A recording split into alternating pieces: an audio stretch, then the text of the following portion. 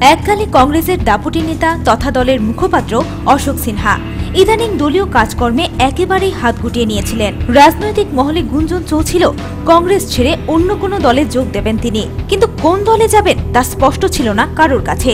তবে ঝোঁকটা ছিল বিজেপির দিকে। অবশেষে সব জল্পনা কল্পনার অবসান ঘটেছিল মঙ্গলবার বিকেলে আগরতলা প্রেস ক্লাবে এক সাংবাদিক সম্মেলনে কংগ্রেস দল থেকে পদত্যাগের কথা জানান তিনি। পাশাপাশি স্পষ্ট করেন বিজেপিতে যোগদানের বিষয়টিও। তাই বুধবার ছিল শুধুই আনুষ্ঠানিকতা। এদিন বিজেপি প্রদেশ কার্যালয়ে রাজ্য প্রভারী সুনীল দেওধরের হাত থেকে পদ্ম পতাকা নেন তিনি।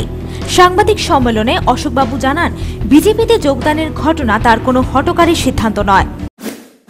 আমি হঠাৎ করে কোনো সিদ্ধান্ত নিইনি। আপনারা যারা সংবাদ মাধ্যমের সঙ্গে আছেন, আপনারা হয়তো খেয়াল করেছেন গত 3 বছরে সংবাদ মাধ্যমে আমার উপস্থিতি নগণ্য ছিল।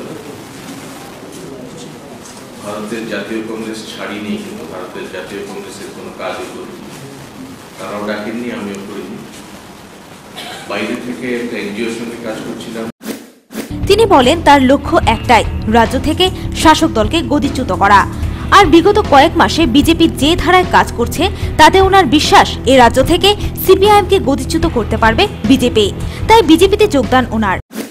প্ল্যাটফর্ম থেকে কাজগুলোকে বড়ভাবে করা যায় এবং আমার কাজটা যেহেতু একটাই, আমার শুধু সিঙ্গেল পয়েন্ট প্রোগ্রাম, আমি অন্য কোনো প্রোগ্রামে আমার শুধু 1 সিঙ্গেল পয়েন্ট প্রোগ্রাম, ত্রিপুরা থেকে সিপিএম সরা পেরিয়ে অন্য কোনো প্রোগ্রাম আমার মাথায় ঘোরে না। দিনে রাতে স্বপ্নে দুঃস্বপ্নে আমি শুধু এটা দেখি। এই জন্য এতদিন যখন যেটা করছিলাম, তারপরে আমি বুঝলাম, যখন আমি ঠিক করলাম যে আমি হয়তো এদের সঙ্গে আসতে পারি, তখন আমি কিন্তু সোজাসুজি এদের সঙ্গে জয়েন করিনি।